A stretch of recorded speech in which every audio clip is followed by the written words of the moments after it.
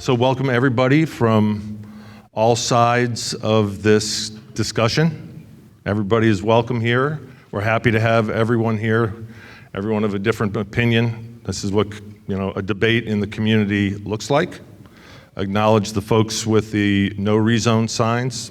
We hear you loud and clear. We know where you're at and what you're thinking, and we appreciate having you here tonight as well. How's this meeting going to flow? Basically, we have a lot of material to get through from all three of the partners. And we're going to go through it quickly because there's no way to do that and leave any time for questions. There's a lot of material. As you can see, and as you've noticed, we videotape these meetings. Why do we do that? We do it for transparency. We do it so you don't have to take notes during the meeting. We do it for accountability. So you can go back and check, is he saying something different? Are they saying something different than what they said before? It's also accountability for us with you, because sometimes people misunderstand the things we say. And sometimes they get it wrong. And so we can go back to the video and help point out what we really meant when we said a certain statement. I find it's a really healthy practice.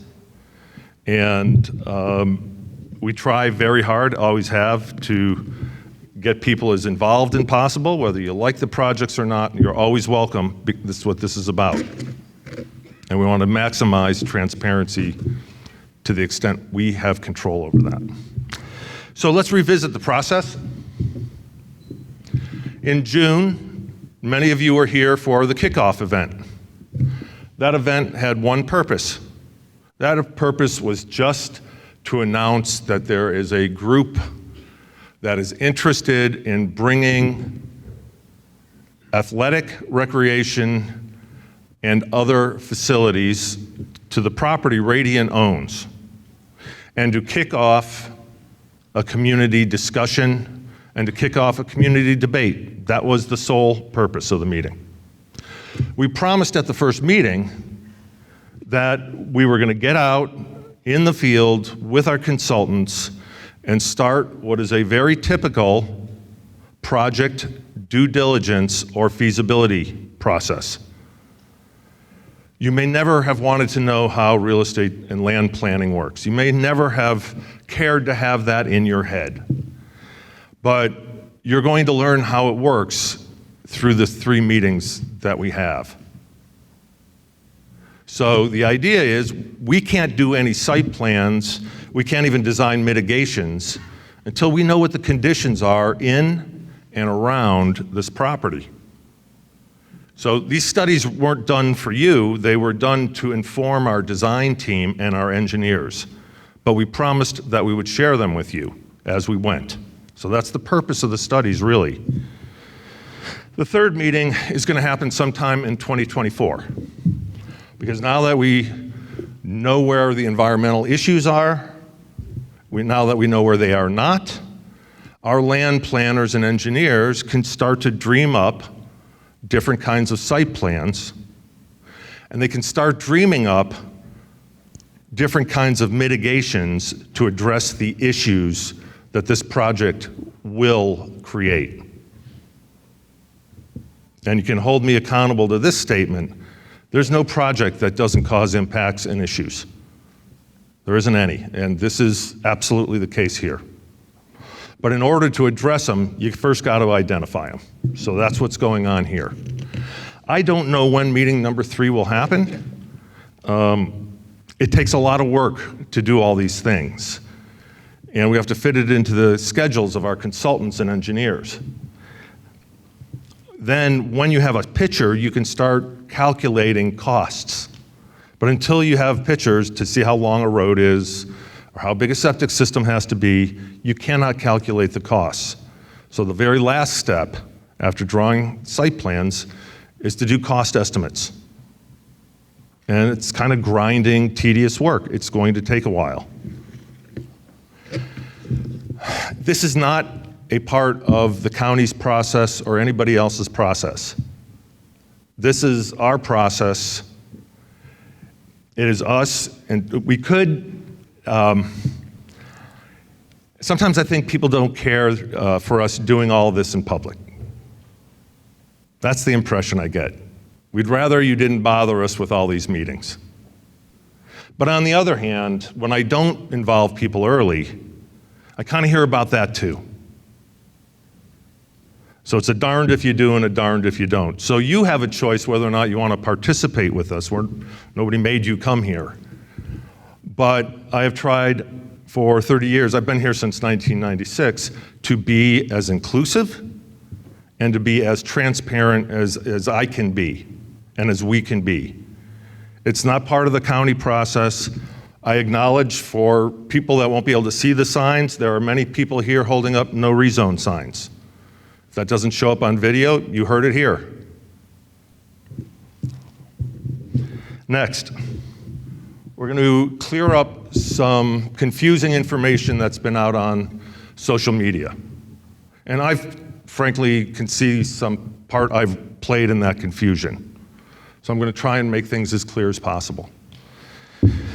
The timber on this property was planted around 1990.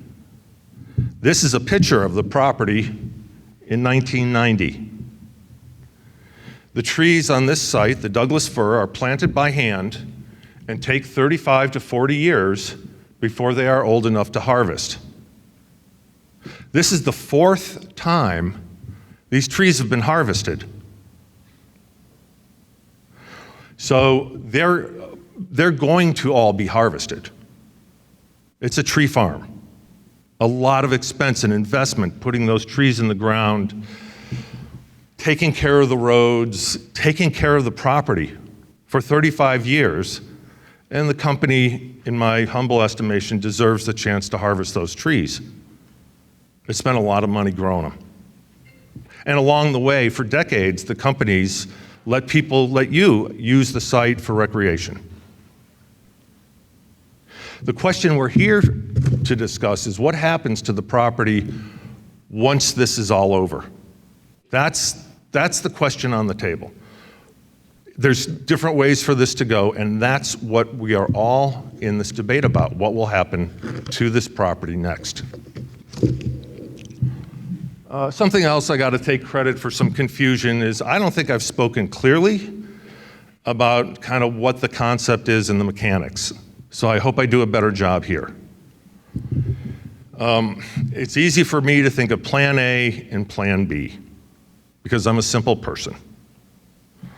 Plan A is on the screen in front of you. That's the shape of our property, 400 acres. There's about 20-acre lots. The lots are already created. They're already created. They can already be sold. That was been done for almost 20 years. That's been done. And the company's got to make a decision. Where do we go next with this thing? Plan A 100% represents the easy way out for the company. 100%, this is so much easier to do Plan A. And Plan A means we just go start selling 20-acre lots to individuals, or we sell it in bulk to some other person. Let somebody else come up with a long-term plan. They buy it in bulk, they do what they want to do after we're gone. There would be far less impacts to traffic. There would be far fewer impacts to wildlife, to groundwater, all those things under Plan A. And I'll readily admit that. But there'd be far fewer public benefits. So are the public benefits worth it? That's what we're talking about, beginning to understand over the next months. I was told yesterday that there are a significant number of people who believe our company is trying to develop residential lots on the heritage parks. And I said, there's no way people believe, there's no way that's a rumor. We are exiting North Kitsap. We've been exiting since 2007. Those parks are owned by you. You own them. We have no legal right to do anything in the heritage parks. And we have even less desire to do anything in the heritage parks. We're on our way out. That's what this is all about. This is no longer a very friendly place to do tree farming. And so in 2007, String of Pearls, heritage parks, those were all created because Pope realized this area is less and less tolerant of tree farming, and it was time to get out. And we had a choice then on how do we get out. That's how the heritage parks were formed. That was a 3 in the morning idea. I woke up half my house. I got an idea, and they said, go back to bed. Nobody's going to like it. So, and there are not going to be, we are not proposing hundreds of homes, or I have heard thousands of homes on a 400-acre property. That is not legal to do. We have no interest in doing all of that. It's not legal. We can't do it, and we don't want to do it. So what are we asking for? For our benefit, we are asking to rezone the property from 20-acre lots to 5-acre lots. That's what we're asking for. We want to show you how lot clustering works, because when we use lot clustering, that's the means in which we create open spaces that can be owned by Kitsap County, to be owned by a port or a nonprofit. So here's a hypothetical project, another 400 acres. It's all split up. Oh, I gotta advance these slides, don't I? Because it's working fine here. Okay, hypothetical project. 400 acres, it's 20-acre lots. Let's say we got our rezone, we go from 20 lots to 80 lots, and we use clustering. And let's say each of those 80 lots is only 2 acres in size. How does that look? That's how it looks. About 50% of the 400 acres would be in common open space if we make the lots as small as 2 acres.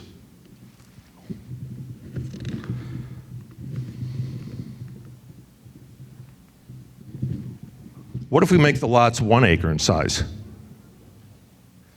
So you have 80 times 1 acre, plus you need land for roads and drain fields.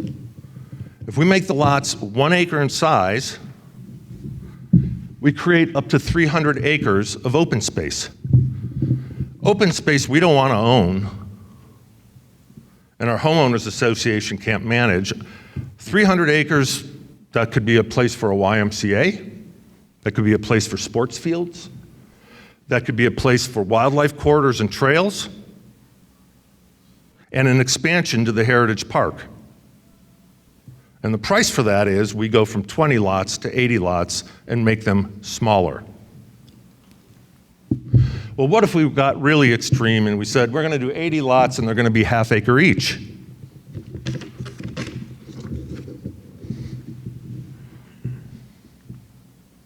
That's how that would look. So now around 350 acres of the 400 acres ends up being owned by the public. And we end up owning 40 or 50 acres. 300 acres in North Kitsap, if the county was to go out and buy that, is going to cost the county $4 million, $5 million, $6 million. And that's the essence of the win-win. That's how we propose it to work. We get a financial benefit from more lots. The community gets 200, 300, or 350 acres that could be worth $3, $4, $5, or more million dollars. When we do this, we're going to hire an appraiser to appraise the open space. So we have a sense of how much money the county would have to spend to get a place for sports fields and a YMCA, and in addition to more land for the Heritage Park. We will hire an appraiser. Notice also, on the first slides on the 20-acre lots,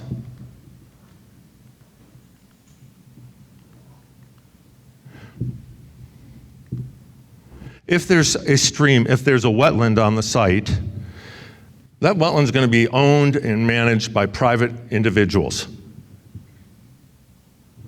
If we do lot clustering using the county's ordinance, we're going to have storm runoff is going to be treated. Under Plan A, the stormwater is not treated. And the county has a requirement that the wetlands be located in their own tracts.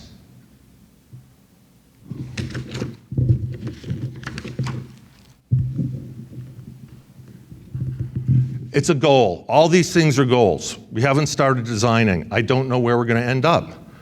But our goal is that 90% of all the open space the project creates gets to be owned by you. And if our economic lift is enough, then you don't pay for it. That's the mechanics of what we want to do.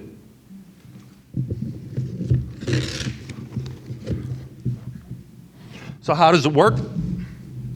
And what's the process if we ever get to the point of actually applying for a project, which would not be for a couple of years? How would it work? This is a very typical flow chart for how projects go through the county system. Probably can't see that. There's an application. There's a chance for public comments. Then there's an environmental review and a zoning review. Those come back together, get blended together in something called a staff report. The staff will make a recommendation. That recommendation will either go to a hearing examiner or the county commissioners, and they will render a decision. Every project that gets approved has conditions of approval, and that is the enforcement mechanism. That's how the county can enforce any promises the developer made during the application process. On the Arborwood project, we promised in Arborwood that we would donate 104 acres to the North Kitsap Heritage Park. That's at the county's discretion. We couldn't get out of that. That's got the rule of law. These are adopted by an ordinance. And if developers don't follow the conditions, then they get taken to court, in civil court. So all that process happens every day in Kitsap County. And that's how developers just can't make empty promises. They have to put it in writing. It has to be adjudicated in a hearing. They have to sign their names to the development agreement, and now the county has legal rights to enforce all these promises. That's how it works.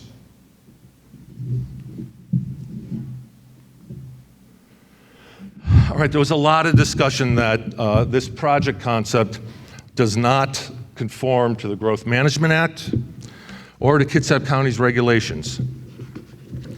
So first of all, Kitsap County's regulations have been tested in court, and they've been found to comply. So anything that complies with the Kitsap ordinance also complies with the Growth Management Act. No rezone is needed for the sports complex. No rezone is needed for indoor recreation and sports or the YMCA. The legislature, when they wrote the Growth Management Act, adopted 13 goals. You can look them up very easily at home. Goals, Growth Management Act, there's 13. Under their rural lands, they say directly in the state law, rural lands should be considered for wildlife, habitat, and parks. The legislature knew urban areas are going to get jammed full and be very difficult to find extra land in. And they had no intention of banning park space and fields to only urban areas. They very clearly in the act say rural areas and parks. And you can look this up at home. That's an easy one to find. So why do we need a rezone? The Rotary doesn't need a rezone. The YMCA doesn't need a rezone. We want the rezone to go from 20 lots to 80 lots. And if we get that, the benefit we share with the public is free or cheap land for building public facilities and public amenities. That's how it works. And will we get there? I don't know. Maybe we can't. We haven't run the numbers. I'm not making any promises that we will. If we can't, then I have wasted a lot of expense and your time. But you have to start someplace. And you start with what's the idea, and then you build it and do your due diligence. If there's going to be a restaurant, it has to have a rezone. So does any commercial. We're talking about commercial about the size of a convenience store and a restaurant, and we want those things not for, I don't care if we get those or not. Radiant doesn't care. We don't care, no restaurant, that's fine. The restaurant is going to help the YMCA and the sports facilities function so people can provision up during events. But if people don't want them, I'm not going to work hard to keep those elements. So now the question is, why do we think that this area should be rezoned from what it is to rural residential? What's our case for that? The rural wooded zone, which is what we're zoned, was intended to support timberland management.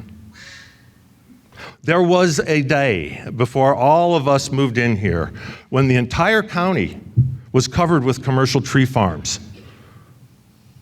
There was commercial tree farms in the North End as soon as 50 years ago. We're still operating one.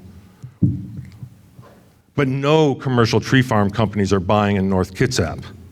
It is not welcome here. It's too hard to operate. People get too upset. Pope decided to exit, that's why. But rural wooded is intended to support tree farming.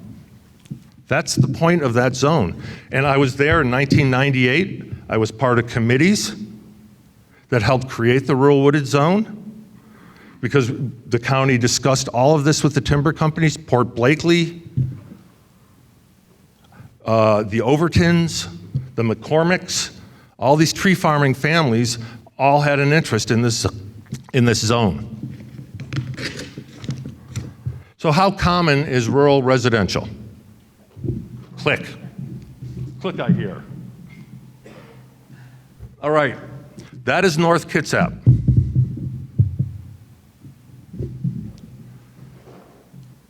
The light green is rural residential, which is what we want. The vast majority of North Kitsap is the rural residential zone that we're asking for, the vast majority. If you live out in Kingston, if you live in unincorporated Kitsap, you probably live on rural residential 5-acre zoning. That's what we're asking for. We're asking for what is the most common zoning in North Kitsap. In fact, half of all Kitsap County rural lands are zoned rural residential. This does not seem to us, and you may differ, to be an extraordinary stretch to ask for the same zoning as most of the county.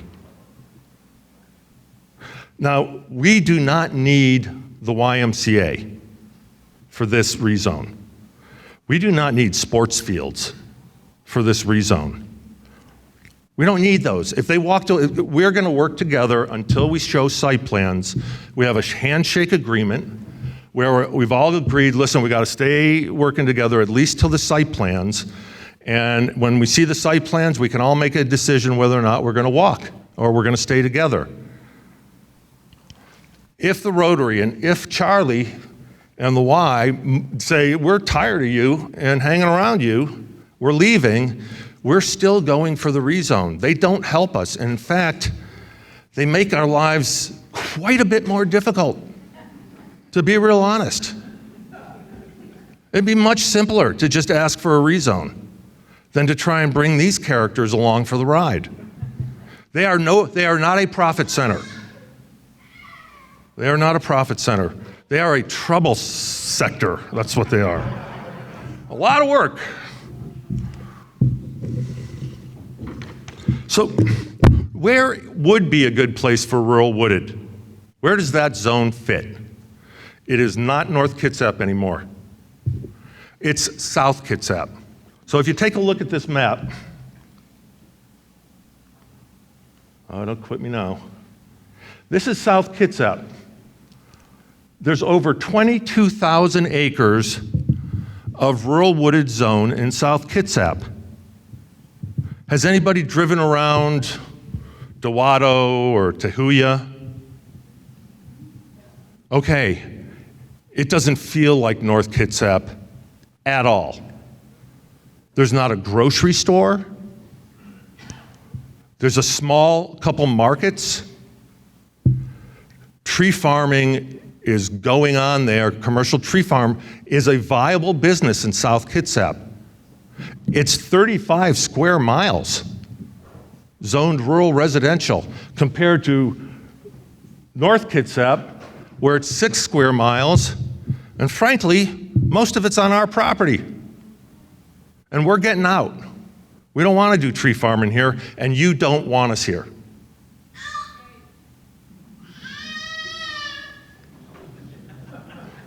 Well, what?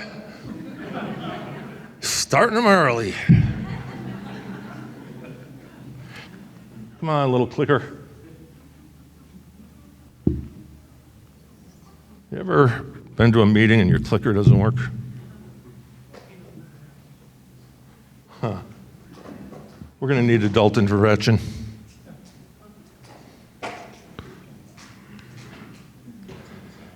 On the side. So what Pete's saying is what I used to tell my elderly folks, just reboot it. Reboot the computer, Mom. Oh, hey. Oh, you did that? Okay, so something I was curious about was zoning around heritage parks, because that was a concern I've heard. You can't change the zone around heritage parks. It's not good. So I went and looked at heritage parks because I wanted to understand. So here's North Kitsap. There's our property with the Port Gamble Forest Heritage Park. And you can see there's rural residential already in the south. Rural protection is there to the west. And then if you go over to the North Kitsap Heritage Park, it's got rural protection to the west. It also has a sand pit, it has a golf course, and on the east, it has a piece of UGA. These lines of rural protection, you see they're long, and skinny. Those rural protections, the protection isn't there for the heritage parks. The rural protection was laid on the top of streams. Grover's Creek, rural protection. Dogfish Creek, rural protection. Port Gamble Creek, rural protection. That's the intent of the rural protection zones. All right, then I went to Silverdale and got out as quickly as I could.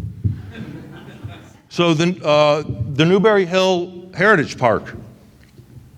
Well, it's mostly surrounded by rural residential on the west and on the north, and a bit on the south and a bit on the east, but it's also adjacent to a Navy property and the Silverdale UGA.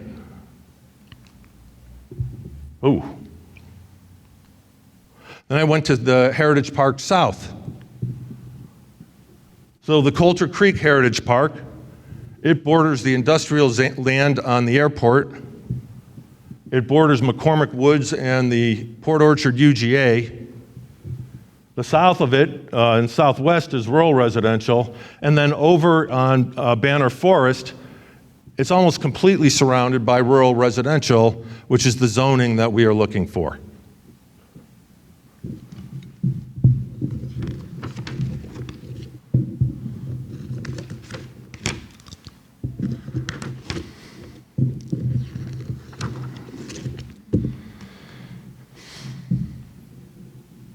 Okay, next, talking about the studies that we're going to go into. We're going to talk about the studies that we had engineers and scientists produce for us. And then we went further and did some of our own research into other services and utilities. The team we used out in the field is highly qualified. We did not buy the consultants at a secondhand sale or the dollar store. They're really good. And these consultants don't just work for private parties, they also work for government entities. And they're highly esteemed. It does not help somebody like me or somebody like us to hire consultants that are not good. That is not a helpful practice. So next we'll go to geology. And again, the purpose of the studies isn't so I could come up here and share it with you, although I'm happy and actually enjoy sharing this. It's to inform us and our design teams on the conditions that are out on the site. That's the purpose of them. But we did make a promise to share them with you. So there's a difference between what I call desktop research and field research. And when these science guys go out in the field, they prepare for their field trips by looking at all the existing literature that they can find online. That's the desktop research. I bet 50% of you have done desktop research on this property, on the Kitsap County critical areas maps. Okay, that's desktop research. You can do it from the comfort of your own home. We did this in October, these studies. October was not very wet. So I want to make sure we have a more accurate depiction of what's going on out there. So we're going to send them back out, 2 of the consultants back out after prolonged wet weather. Okay, otherwise people, A, I won't know really what's going on, and B, people will think we just did it during the middle of a drought. And that's not the point. What's that? Oh, we're going to do it probably in January, February. One demerit for Mike Walden, he spoke. So this isn't the final word at all. This is our snapshot to get us thinking. So geology is really fascinating if you're a geek. There is a very clear geologic story on this property. It's very clear. The site is characterized by something called glacial retreat. And glacial retreat occurred when the glacier, and where we are today, there was a glacier 3,000 feet over our head. So it was a huge impact. And as global warming began and the glaciers melted and began to recede, they created lakes, meltwater lakes. Those lakes created channels in the ice and channels on the land. There was a lot of gravity in 3,000 feet and a lot of fall. They didn't just shape the earth by plowing through it. They shaped the earth when they retreated. They deposited sand, and they created erosion channels. Here's a picture. Oh, God. I really like technical issues. So here's a picture. Glacier comes down from Canada, fills and shapes the Puget Sound Basin. Weather starts to warm, glaciers start to melt and create lakes. Big lakes in front and also lakes on top. Those are called recessional lakes. Some of them have actual names. There's names because some of them were very substantial and were around for a long time.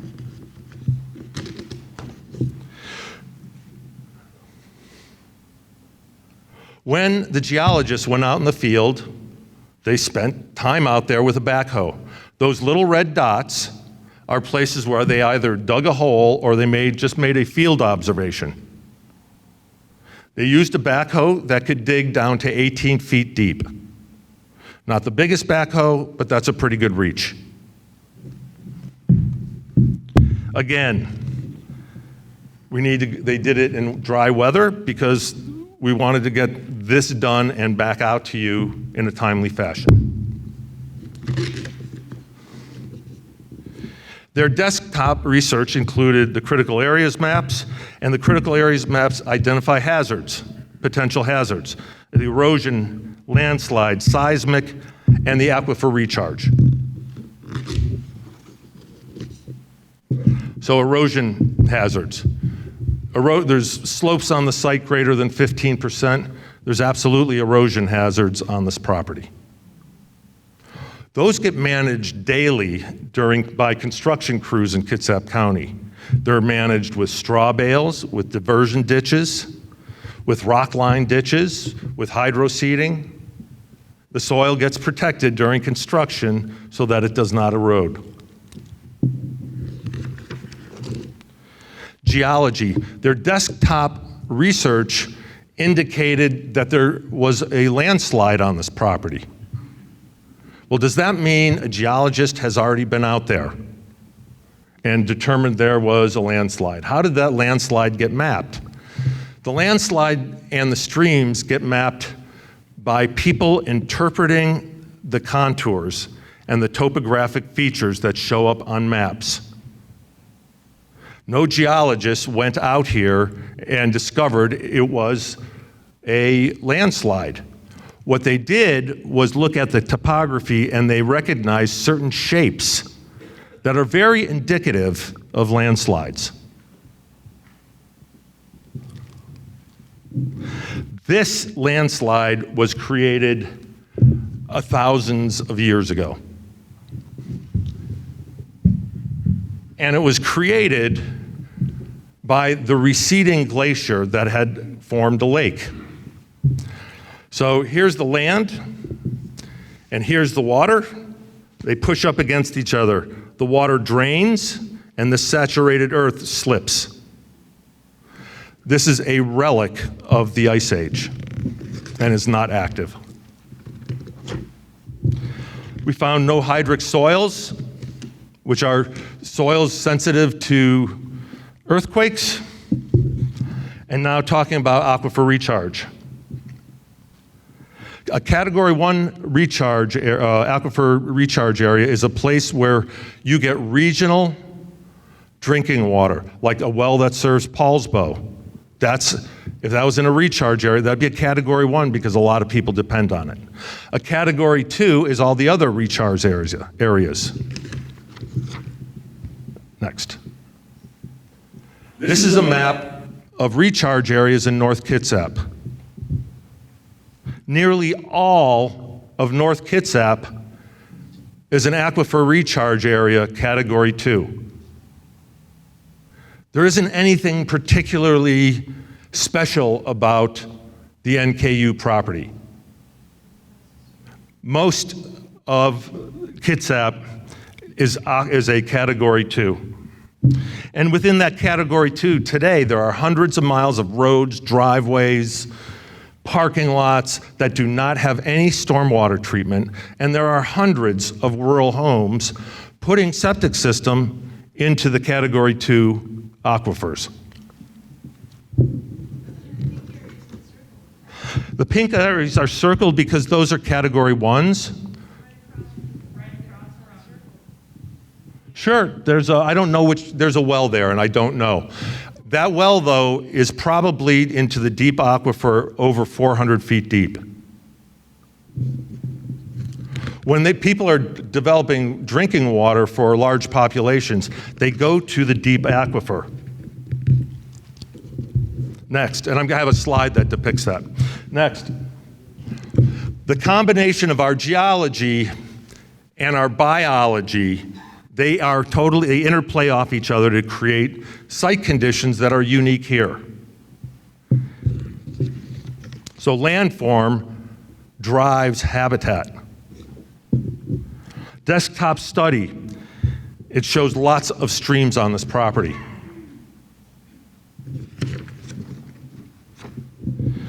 The desktop study consulted all of these sources, national and local sources.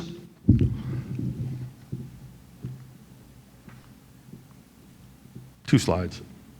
I flipped it on its side so you could see. Our wetlands consultant spent 5 days out on the property. Those little yellow lines are all the places that she and her team went and inspected. 5 days. Next. Her conclusion, before even talking to the geologist, was these streams are relics from the Ice Age. So how do we know for sure that's the case? Next. Because in the field, a stream is supposed to have a channel. So where the land comes down like this, there should be a channel. That defines a stream. These are few of the photos from the report, which you can all look at and you can all visit in the field. All of you can go on a site visit. But there are no channels. There's no evidence of water flow. Next. The pipes are full, not because of sediments going through, but because there's no flow going through the pipes. Can you tell us the specialist's name? Environmental Land Services. And if you don't mind, if we could wait till after. Okay, so how does this all work? How is this possible? This is the diagram that best explains it. The upper layer on this property is sand. All of you that are bikers know the sand pit. You can go see it for yourselves. It is a huge mound of sand. That's what is on this property for most of the 400 acres. So a drop of the water comes down through the sand and it hits a hard pan and it can't go further. And so it travels along the hard pan until it breaks out in surface water. To the left is the Heritage Park. You can see where Bond Road would be. And then you see on the maps all the wetlands on the other side of Bond Road. Once in a while, you get a perched aquifer, and that means either through man-made action or something unusual, there was a little layer that wasn't permeable. It can gather water, and it can turn into a wetland. They found one wetland on the property. Next. The wetland is over above the sand pit. And there's the sand pit. Those white lines are where bikers are biking over it. So you can go visit this out in the field. Next. This is not the last word on wetlands and streams. We have to go back out during wet weather. Wastewater flow. If we do all these things, there could be 100,000 gallons of wastewater. What are the choices on treating it? We can use standard septic systems and drain fields. We can use a pre-treatment system called AXMAX that reduces the amount of BOD and nitrogen substantially. Or we could do a membrane bioreactor, which is a gizmo and a building that can produce almost drinking water quality. We use one in Port Gamble. I believe both tribes have a membrane bioreactor. Traffic. Traffic is a hard one. So traffic gets measured in levels of service. Intersections have levels of service. First, they looked at fatalities. There's no fatalities on the corridor here. Then we divided up to see which one of the elements is adding the most traffic. How much traffic, it's not a contest, but how much does each of these elements, the Y, the sports, and the residential, how much do they add traffic-wise? And to give us some design range, we made some assumptions about low impacts and high impacts, and we studied both of those to get a better understanding. Intersections get rated from A to F. F is bad, A is good. In the existing conditions in 5 years, without this project, 2 of the intersections without the project will be at D or E. Not failing, but certainly not great. And with the project, 2 of the intersections fail. And what does that mean? That means there needs to be a roundabout or a signal or something. So those are our choices on how to handle it. There's going to have to be intersection improvements. Cultural resources, that's the study of artifacts that are historic or Native American. We had a desktop survey done. They found the odds of any cultural resources to be extremely low because there's no streams on the property, and that's where they're typically found. Other utilities. Water is on the site. Storm water will have to be treated. Power and phone are available, and fiber is available. And then we contacted 10 civil service organizations. School district, public works, fire and rescue, Kitsap Transit. We had a meeting with 8 of those services in my office. It was very productive. The fire and rescue guys are up servicing this park regularly for accidents and injuries. And we're going to have more conversations with them about the potential for moving one of their facilities close to or inside the NKU site. Kitsap Transit doesn't serve that now because there's no one there. But John Clausen said he would be happy to send Kitsap Transit buses through this site when it happens. So it will be served by transit.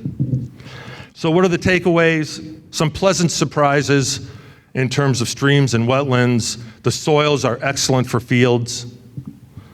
The biggest challenge is wastewater quality, water quality. If you were at the first meeting, I said our biggest concern at the first meeting was water quality and Port Gamble Creek. Those were our 2 biggest concerns. Sure. Some of them were, we can't, go ahead. Go back. Transit said, they're not going to, if we put a bus stop, they'll serve it. The school district wasn't there. Public Works is already building a facility down the road. WashDOT never responded, but they never do. Puget Energy was interested, but they didn't have any additions to the conversation. The Port of Kingston was there because they got invited. There was no new news from the port. Fire and Rescue, both of them are very interested in talking more about this site. Olympic Ambulance, we talked to them. They're not interested in locating a facility here. Airlift Northwest, not interested, maybe interested in having a landing pad. And then the Sheriff's Department did not respond to us. It doesn't mean they don't like us. It just means they're busy. What? No, there was, if I got the number wrong, I got it wrong because I'm rushing right now to keep on time. Very deep down. Yeah. I don't know what it is. I'm Italian. I'm hopeless. So I want to touch on one more thing. Next slide. I don't know who did this website, but I just want to give whoever did it a compliment and a note of appreciation. It is clearly well presented. It's very high quality. It's readable. And for us that have been getting pounded on, it's very respectful. There's no accusations. There's no attempt at misinformation. And whoever put it up, I thank you. It's a great job.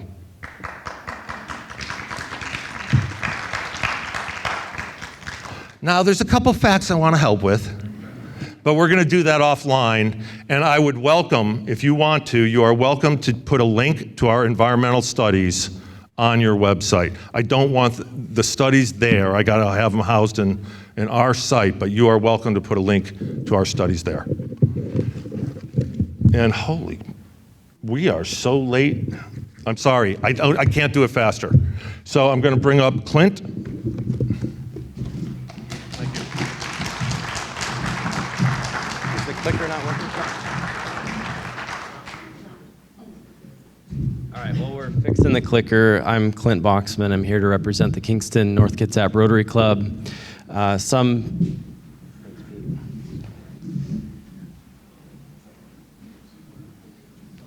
Still not working. All right. I'll just turn this way.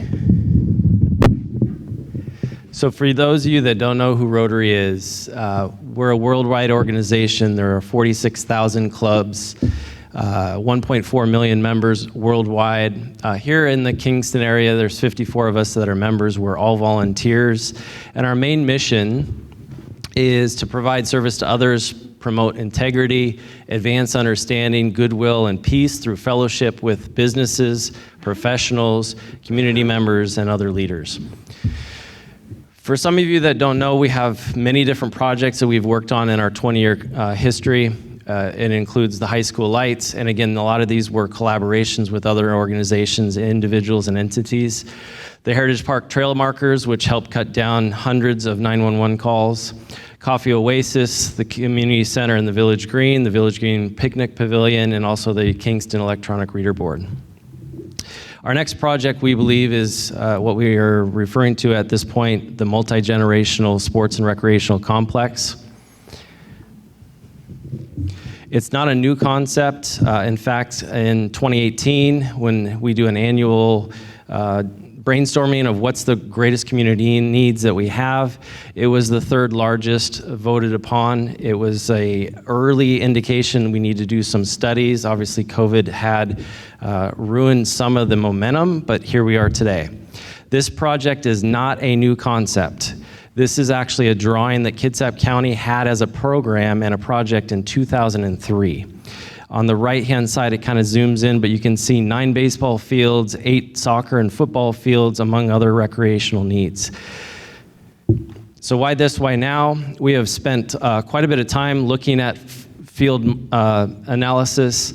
There are several different fields and complexes, courts, and we've also done some homework and research on what is the field condition and shape. Some of the key takeaways: we have 19 indoor and outdoor facilities in North Kitsap, many of which are multiple fields and courts, but are not enough to meet today's needs. 7 are deemed poor or almost unplayable conditions for the majority of the year. 6 are acceptable conditions, but not great. And again, a third are deemed as good or very good. The biggest need is in the spring and fall. 5 sports are at these times competing for the same field space. And these are outdoor fields that are very daylight dependent. So when you think back to spring and fall, like days like today, it gets dark at 4:30. Not a lot of opportunity for space needs. These are the conditions, and we've showed these before. Not great field spaces. Now, we've done some math, and just one sport in particular is baseball. This was last spring. We had 900 kids, over 900 kids, and 78 teams participate in baseball. When you do the math, at 2 practices a week, at 2-hour practices, 1 game a week, you get 390 hours of a week of field needs. When you actually look at the actual space available, we have 18 practice fields, 3 hours practice fields a day, 5 days a week, with 6 game day fields. When you do the math, we are right now in today's standards 60 hours a week behind today's needs.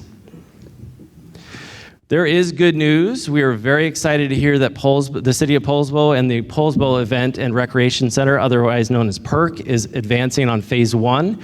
It includes a 2 adult-sized tournament-ready field, a splash pad, and playground. We're hopeful that phase 2 and 3 also go forward. It includes a recreational building for meeting and event space, supportive of the Olympic College and Western Washington campus. Phase 3 is an outdoor recreational pool with cabanas, lazy river, and splash pads. What I do want to make sure of is this is not a duplication or something that we are competing with. As you can see, these are adult-sized fields. We're talking about youth-sized fields. They're talking about a building for event and meeting space. We're talking about an indoor facility for sports. This is an outdoor recreation pool. We're talking about an indoor pool, which the YMCA is a part of, and they'll present here in a minute. Our goal is strictly to complement and address those needs and look at how we can help do it in an economically advantaged state. And more importantly, the PERC is, in our opinion, one of the best things to get started on these needs today. The other good news, many of you might not know, is the school bond is floating a bond in February. And the hope is if we can pass this bond, it's $242 million, what it'll do. It will solve some of the needs, but again, this is 2 or 3 years out. It includes turfed and lighted fields at Kingston High School, North Kitsap High School. It will give grandstands, restrooms, concessions, and a ticketing area at Kingston High School. It'll include upgrades at both the Poulsbo and Kingston Middle Schools. It will include new buildings, including Wolfley, Gordon, Pearson, and Poulsbo Elementary. Now, the bond doesn't address this, but this does address one need that we have, and that is Gordon Elementary. The upper field has been a terrible drainage. They have just fixed that, and that will be available finally online after several decades of lack of use. That is a good sign, at least today, but it does not solve today's needs. We continue to be very involved. We are constantly volunteering our time on current field work and improvements at this point. We have donated over $13,000 to local sports and recreational organizations year to date. We are getting our fun run back online, which we did pre-COVID for several decades. We're eyeing a September date, and again, that's in collaboration with the Athletic Boosters. We continue to gather data. We're continuing to work with the county and continue to fundraise for these needs and the other needs in the future. Speaking of needs, we held a sports summit meeting in September where we had 25 people come to participate, representing 15 different organizations in North Kitsap.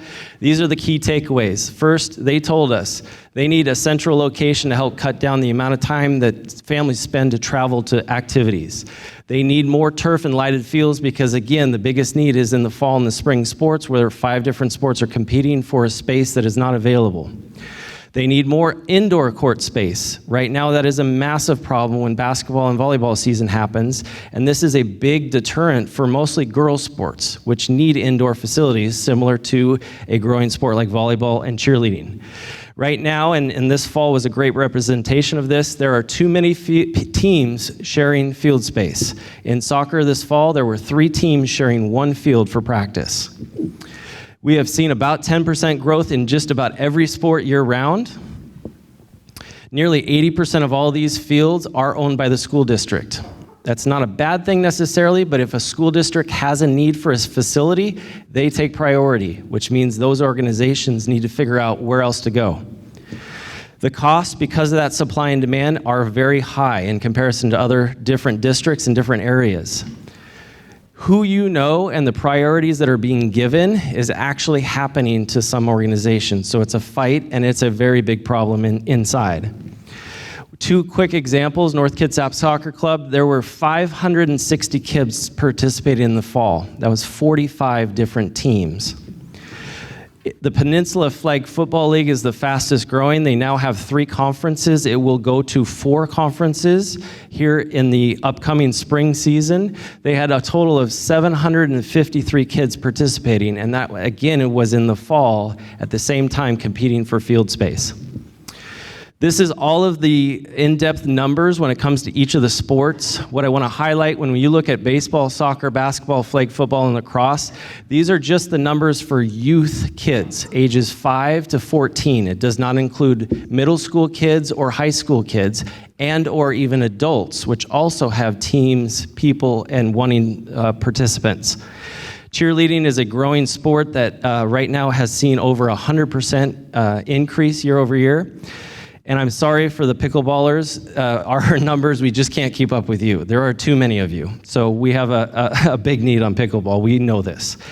So what it boils down to is this is our needs assessment for today and the future. When it comes to baseball, we believe we need at least 4 more outdoor courts, outdoor fields, 2 of which are turf, 2 indoor.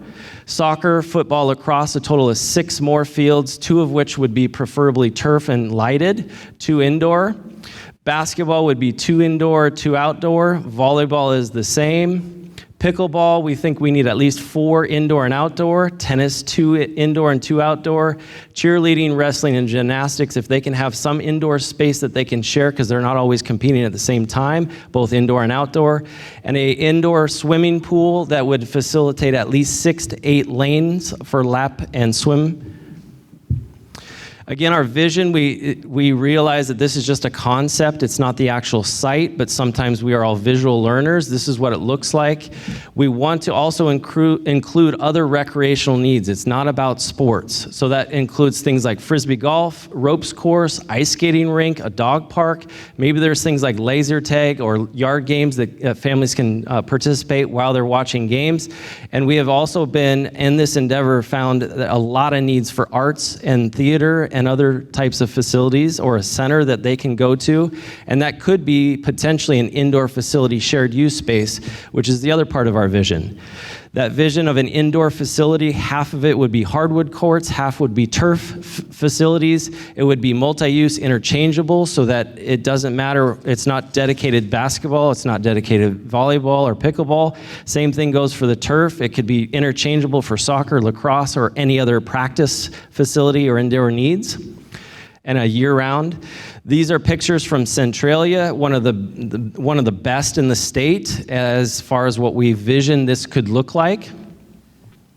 And again, going back to 2003, when we thought we were going to have a project like this is kind of what this looks like, and the vision of what we have, at least in our thinking. That site is on the Heritage Park, is what Kitsap originally deemed. It was outside the UGA. And it's very similar to where we're talking about the site now, except for our site is more centrally located to the entire North Kitsap region. So why this location? So I know that we've been shown a lot of maps by John, but what I want to pay most attention to is the colors on these maps. The pinks, the greens, and the blues and the reds, those are areas that the county says are either critical areas that are not developable or are wetlands. So this is a very unique problem and challenge we face. If we zone in or move into an area, we have looked at, these are just 3 of the different properties we've looked at outside of the radiant zone. And these are 3 of the biggest areas that would encompass or allow for a sizable project like this complex we're talking about. Notice inside there, the majority of that land space is area that we cannot build on. So that does not include mitigation and other things. If we look at the UGA, and that's the highlighted black area, when you take out that space, what you see is not a lot of land use. If you further accelerate that and look at in a gray, where there are already existing houses, commercial space, we're looking at an area that's very little land available to us. That's why we're looking at this as part of the solution to what we're trying to bring to our community. Land, again, is our greatest challenge because it's not a Kingston UGA problem. Everywhere around Kingston is this way. Again, when you look at the map and you look at the colors, pay special attention to pink, green, blue, red. There's just not enough space. And again, what John has shown us is there are space and locations here. So in summary, why does this location matter to us? Again, it's not a North Kitsap problem and it's not a Kingston area problem. It's centrally located for all North Kitsap residents for us to use. There is adequate land and for current and future needs. We don't need a rezone in this location if this is the location. And the synergy that we would have as a sports complex where the YMCA and a regional park would be second to none. And those shared resources are incredible when it comes to parking, traffic mitigation, and all of the things that this potential shared space could be is a great Rotary project. And as John has shown so far, there are low environmental impacts in comparison to the maps that I just showed you of the UGA issues that we face. So our next steps, we have a lot of outreach and continual analysis that we need to do. We still have more feasibility study and planning, which is obvious. Conceptual field sites and options and design is the next steps, which include cost mitigations and also other bids that we're working on. And then lastly, there's a lot of grant writing and fundraising. This is tens of millions of dollars as far as a project goes. We realize that. We know that. We are committed to making this happen. And we know this is not a next year we're going to get it done. This is a several-year process, but this is just the start. If you want more information, there are 3 great websites that you can go to. The Rotary website, rotaryknk.org. The North Kitsap United webpage, which has all of our information in one space, so you don't have to go click in different areas. The Kitsap County Parks has their PROS plan, the Parks, Recreation, and Open Space surveys. The second survey will be done December 15th. Please go to that. We have frequently asked questions that we have posted on these websites about all of the topics that you might have questions to, and then some from all 3 of our organizations. And more importantly, we will continue to do social media updates when we have more information because we are about trying to be clear, transparent, and invite more of your input. And of course, John said, if we need to do more public meetings, we definitely will. So that concludes at least the Rotary side's presentation. I want to bring up Harold Shea as part of the YMCA for the next part. All right, that was great. I've got good news and I've got better news. There's only 6 slides and I'm going to be fast. All right, so if you were here in June, one of my coworkers represented the YMCA and shared a study that was done in 2016. Well, since then, we've refreshed that study and gone through the demographics of this area, and 408 residents were contacted. This was really interesting. In 2016, if you can see in the back, the blue is 2016, the orange color is 2023. But if a multi-purpose recreation center or YMCA was developed to serve the health and fitness needs of Poulsbo or the surrounding communities, how likely would you be able to, or would you to use it? Very likely, 78% in 2016. That even increased more in 2023 to 81%. We asked those 408, what are the top fitness activities? Strength is number 1. You will see that throughout YMCAs across the country now. Strength is very, very popular. Cardio is still popular, but strength is popular.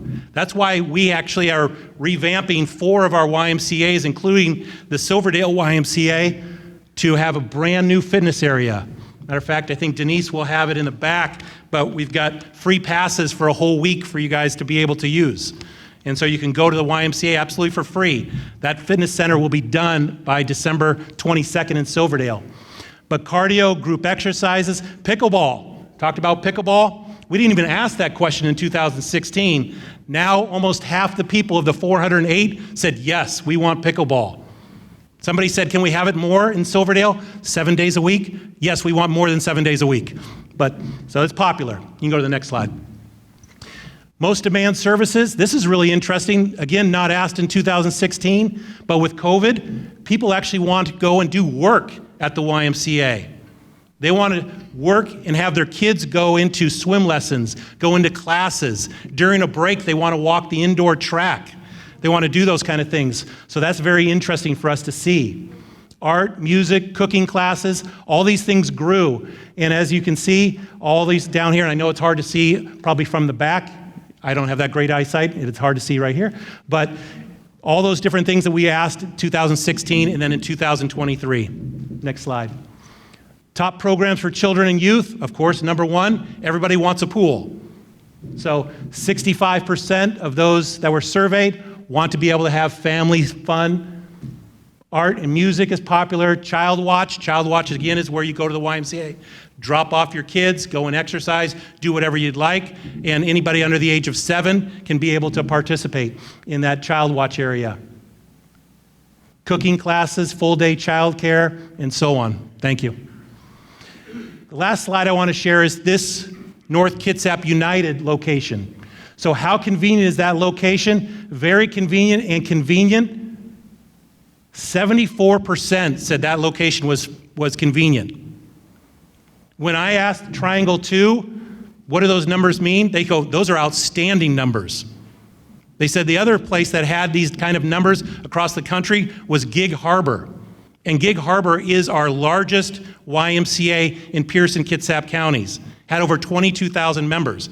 This one, there's not as many people that live out in this area, but those are very interesting that 74% said it was convenient or very convenient. I said I was going to be quick, so next I'd like to introduce our President and CEO, Charlie Davis. Charlie? I'm going to try this. See this? Excellent. John, I'm still thinking about the Ice Age. That was awesome, by the way. Anyway, thank you all for being here. You know, I've been doing this a lot lately. I feel like a little bit of an evangelist because I've been going to communities and meeting with people who want a YMCA. I was in Bethel last week, and man, people are passionate, right? They're excited to have a swimming pool. But I've noticed over the last few years that I've been doing this, things have changed a lot. People are anxious. They're concerned about the well-being of their kids. When I was in Bethel, this guy slams the desk and says, I need a healthy place for my son. What are you going to do about it? I said, whoa, I'm working on it. I was in Buckley, and all they could talk about was the kids walking home from our Gordon Y in Sumner, and they got held up in Winco in downtown Sumner. People are concerned about the safety of their kids. Skyrocketing crime for kids. Looking for what the Y can do for their families. I was in Bremerton a couple of weeks ago, and I ran into a former board member who was retired chief of police there. And he was a big advocate for late night. He used to say that the crime levels went down when late night on Friday and Saturday nights, because kids were engaged in safe, healthy alternatives. He asked, is late night coming back? And it is. Late night is back in all of our facilities. A month ago, we had a celebration of one of our outreach branches, which works with teens. And these are teens from under-resourced communities, kids who got tangled up in the judicial system. And one of the kids that graduated from the program was a 2-time loser in the crime system. And he graduated, and now he's working. And I was meeting with his mom in the back of the room, and his mom was witnessing a miracle, seeing her son have a healthy alternative. You see, that's what we're here tonight for, is about finding a positive place for kids. I'm passionate about that. What we can do for kids. When John describes maybe what this Y could be, it's like nothing else in the country.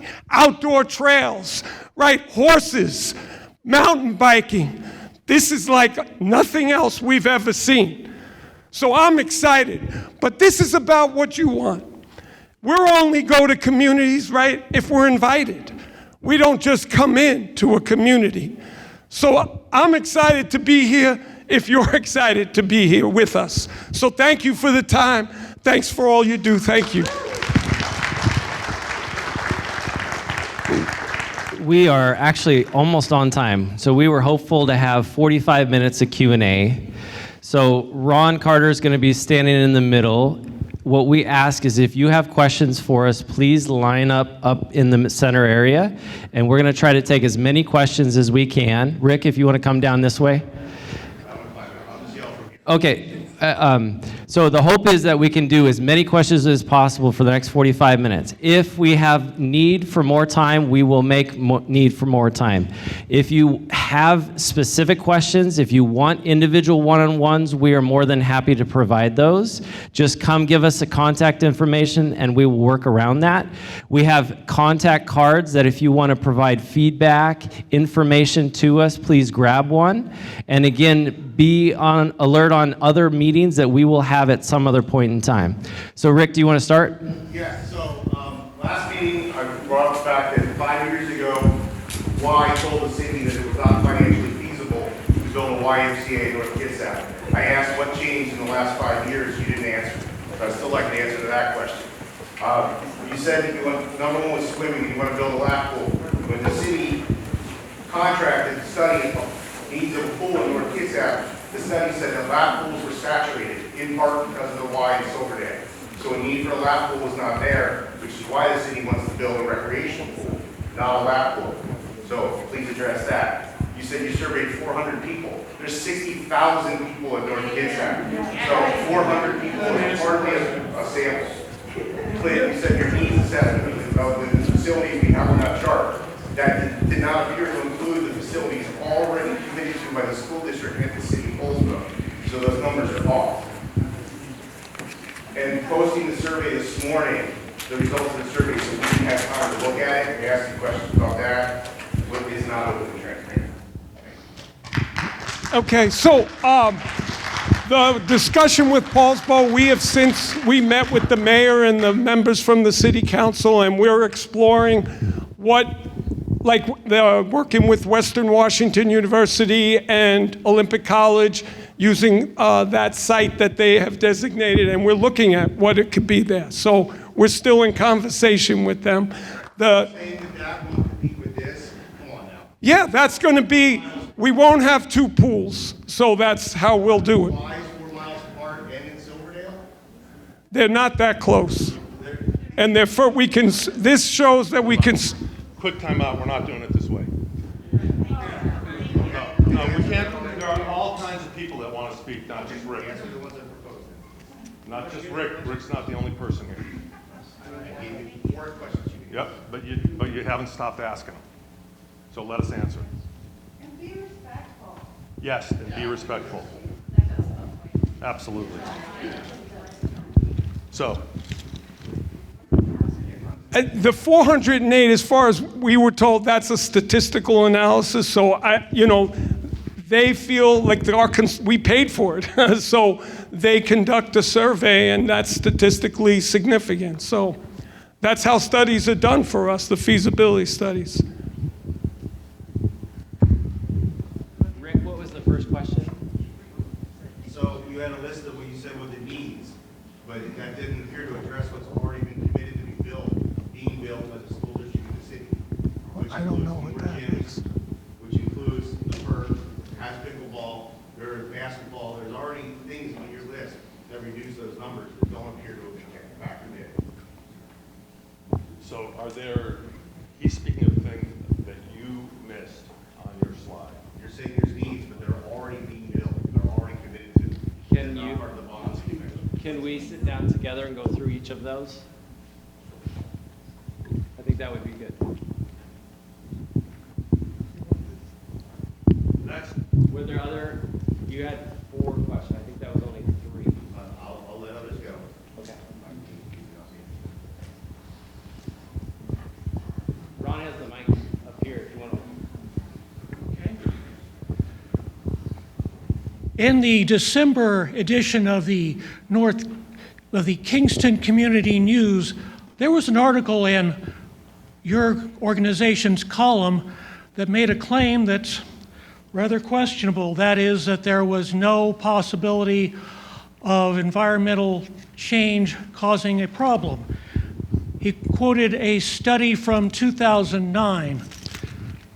I checked, took about 30 seconds, found a study from 2020 that said quite the opposite. Was that column done with the tacit or active encouragement of Rotary? To me or to Clint? I'm talking to him. He's Rotary. Okay. I can tell you that the information that was in the article was taken from a slide presentation by KPUD to the Kington Community Advisory Committee. I was there. So you saw the slides. And since when does one base something on not the latest information? As I said, it took me 30 seconds to find a study from 2020 that contradicts everything. Was your person being lazy, or was this to support, in a cherry pick, a bias of the organization? I don't think it was either. Okay, Do you have a question? those were the questions, but it leaves me with the feeling that something coming out of Rotary has to be looked at under a microscope, because that amounts to disinformation. Either you weren't thorough or it was a cherry pick. Thank you.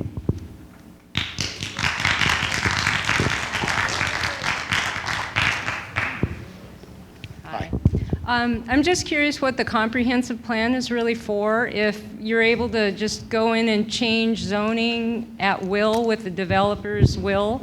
Because for me, I live right in that neighborhood, and I pay a lot of taxes for my property, which is a larger chunk. I'm not able to rezone where I live. And you, as a developer, you guys get away scot-free because your tree farms, you pay barely any money at all for your taxes. And so I'm just curious now, you want to switch it out from your zoning into these, like, for 20, if you did it the way you're supposed to do it and put one house per 20 acres, I'm okay with that, because that's like what our neighborhood is about. We have large property and we're a rural area.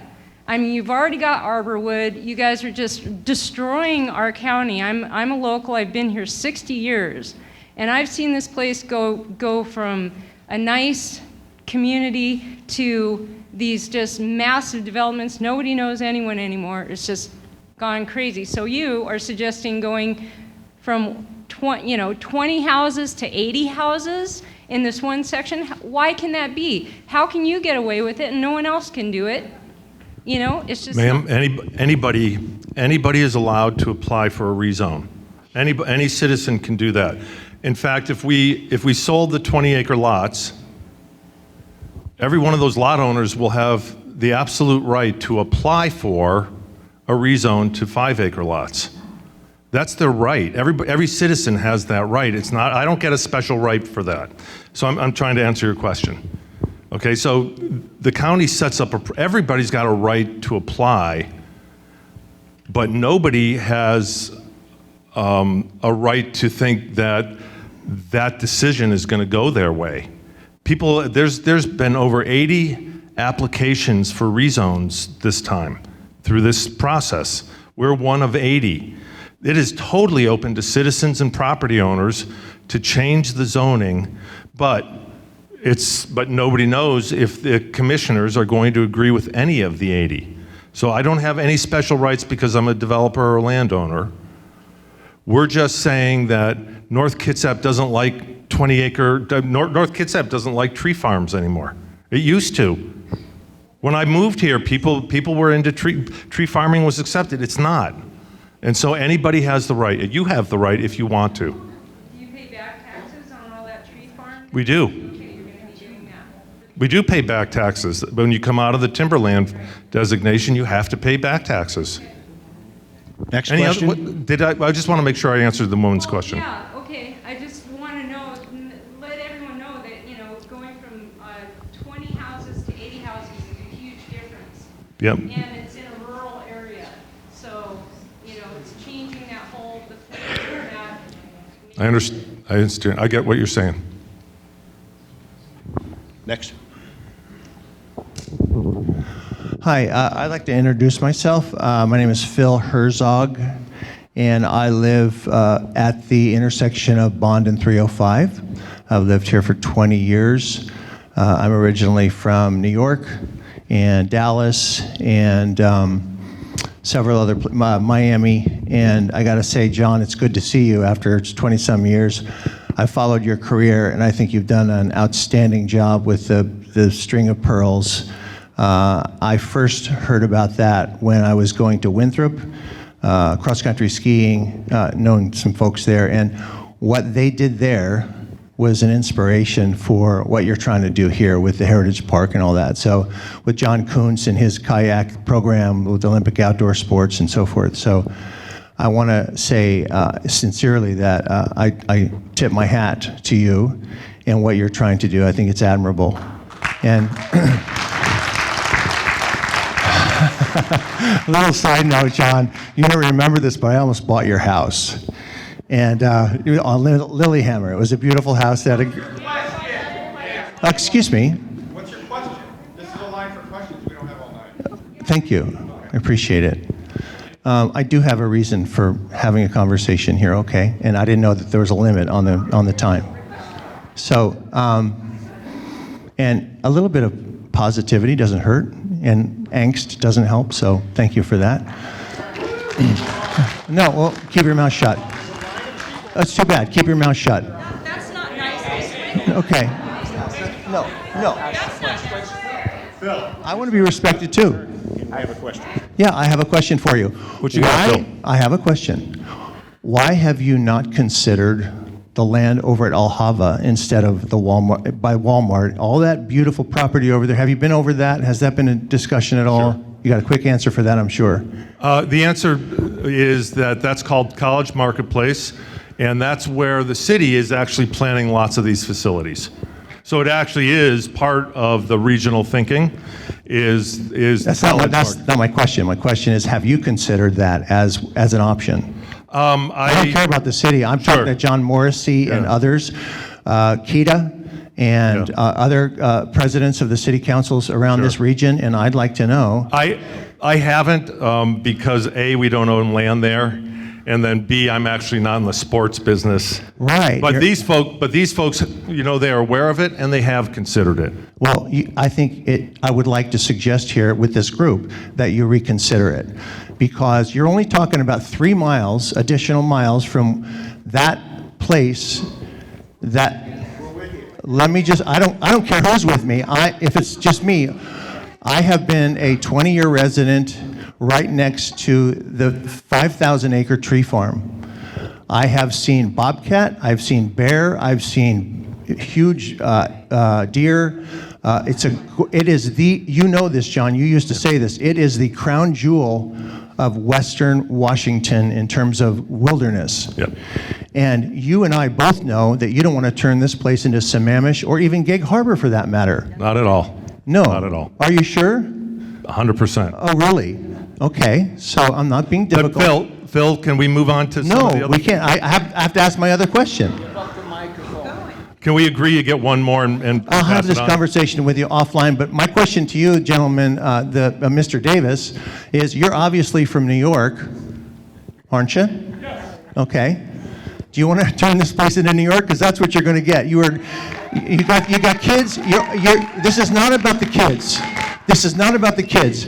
This is about taking away any vestige of wilderness that we have in this region. And what you're going to have is Sammamish, and you're going to have Woodinville. You're going to have, if you want that, you guys, go move to Woodinville. Go move to Gig Harbor. Go move somewhere else. Thank you.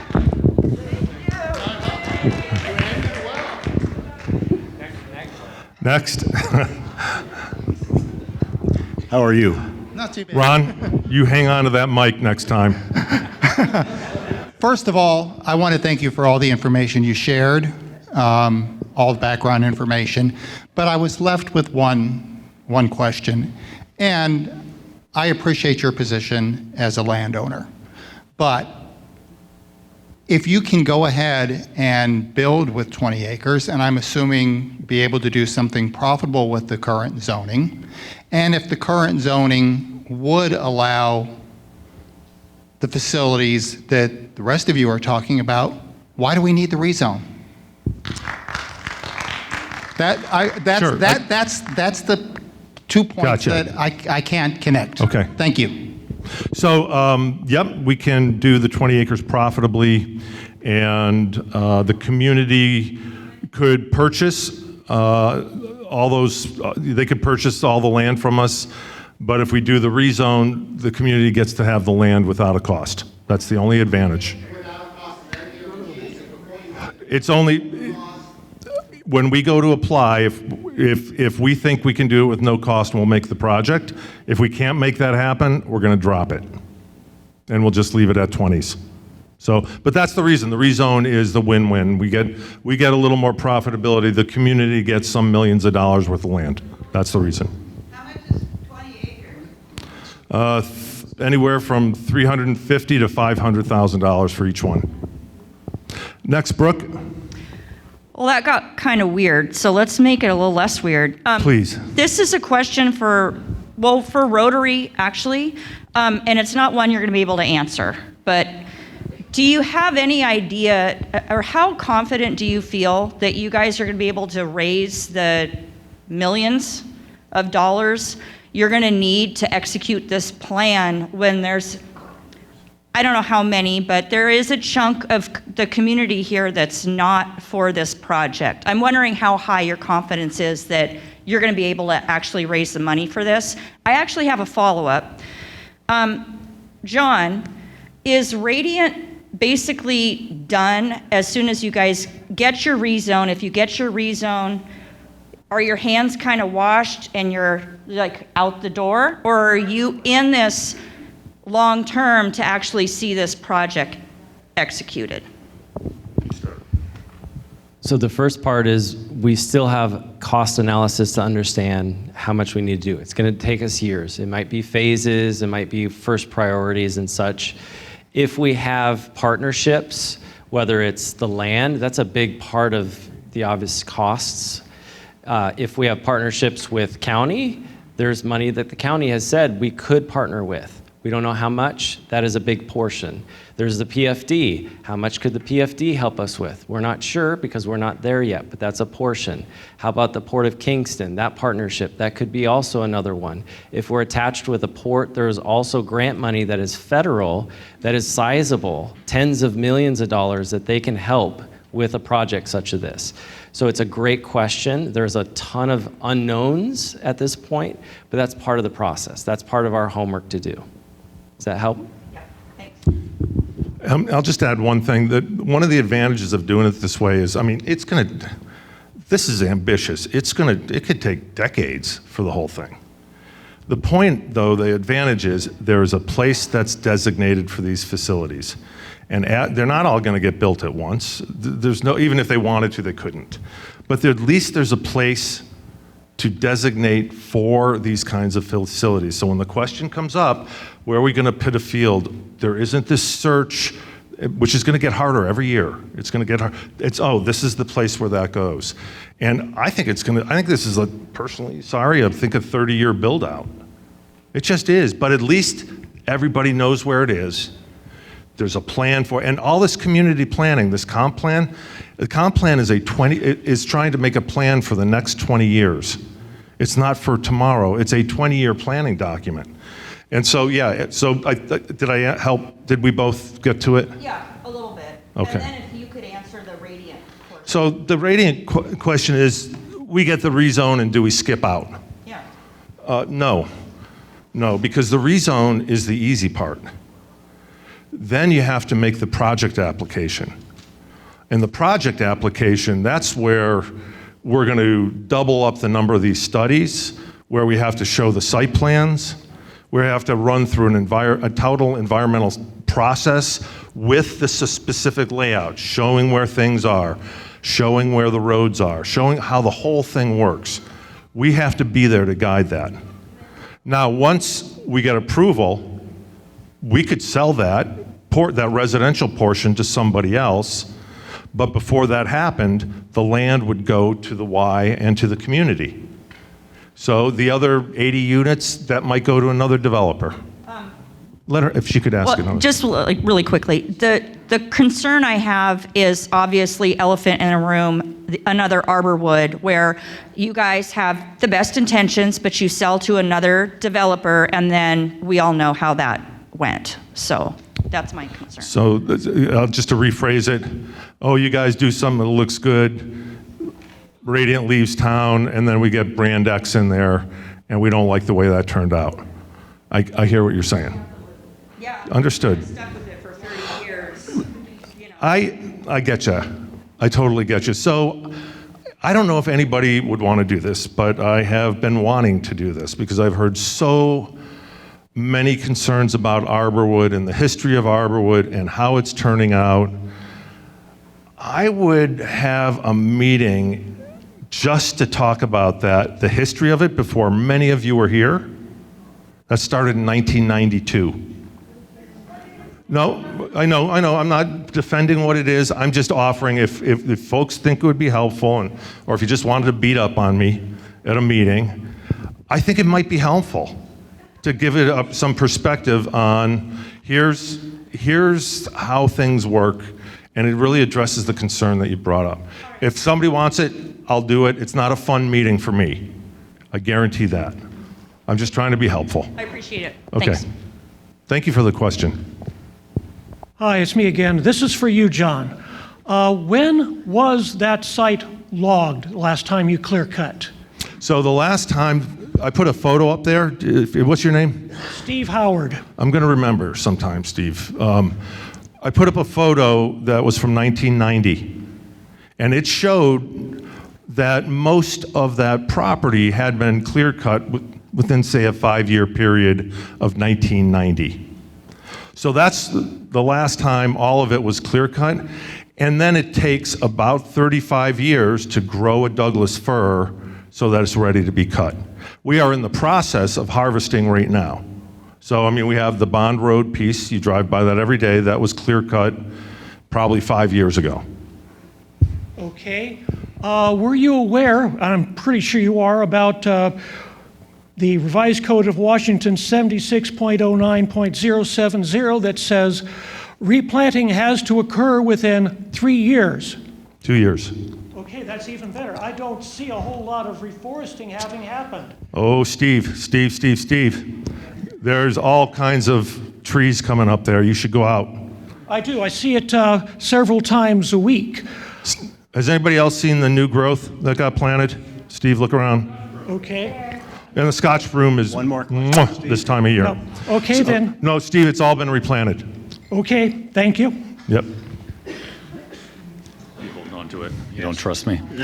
So Daria Elgin, I think, trying to get up to speed on a lot of the conversations going on, and I think you've heard through the community around these efforts, and it's funny, I think just from my wife and I's perspective, because we're sort of the trifecta community member in this. We're parents to 2 young children, 6-year-old and a 3-year-old. We live right on Sawdust Hill, which is right in the backyard of where this development is, and we're YMCA members. Very privileged to be YMCA members in Silverdale. So we have a sanctuary to be able to take our kids. Granted, it is a long stretch to do so, but I think hearing more and more about this, I first want to express my appreciation, I think, for the level of due diligence that's gone into it, even the consideration of doing something that is going to help with the development of our community, for our families, for everybody else to be able to take part in if they so choose.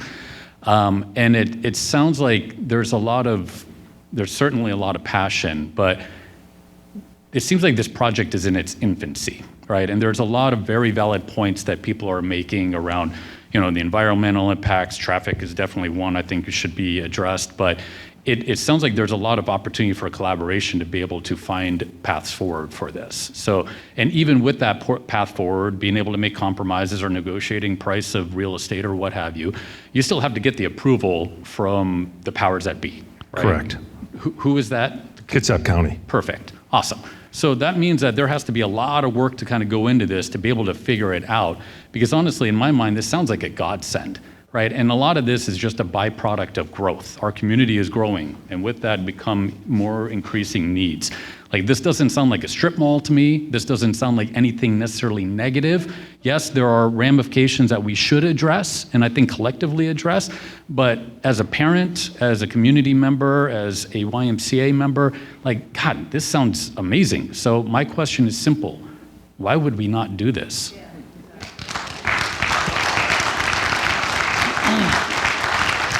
Sir, can you tell me your name? Can you tell me your name? Daria Elgin. Okay. I didn't quite get that. Daria? Daria Elgin. We are at the infancy, and I want to just say this to the folks that are concerned. I know this feels like we're at war. I am not at war with you. If you are at war with me, I understand, but we are not at war with you. We would love to have collaboration on both these sides, and we have all the time in the world to do that. There is no rush. This project's not being rushed.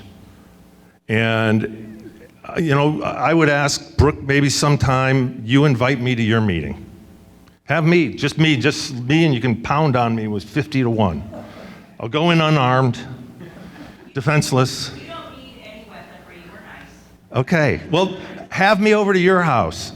Have me to one of your meetings, and let's see where we can, what's that? Are you allergic to animals? Not at all. I'm allergic to bad manners, and that's it.